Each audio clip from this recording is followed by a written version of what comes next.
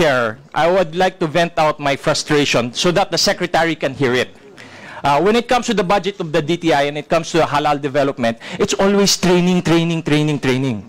To the point that in Northern Mindanao, Region 10, ang sinasabi na namin, nag-nosebleed kami sa training. Training and workshop is not an accomplishment. Having a halal accredited SME, that's an accomplishment.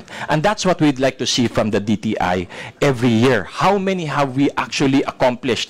Our problem, Mr. Chair, I'm from Lanao del Norte. Northern Mindanao, Cagayan de Oro, Iligan City. Can you believe there's only, you can count with your left hand, right hand, the number of halal accredited restaurants? Why? Because halal accreditation is religious in nature. It's difficult for the government to assist when it comes to halal accreditation. Now the problem is when you're working with MILF, you want to give the MILF women livelihood.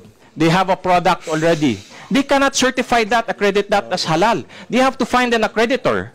And the accreditation companies either based in Manila or based in Cotabato City. So they have to fly in very expensive experts just to accredit their very simple one town, one product thing. So that when you go to Lanao del Norte, for example, araw ng Lanao del Norte, you will have a lot of one town, one product things. And they're not halal accredited because they cannot afford this. This is the problem that we see. And we hope that the good secretary will address.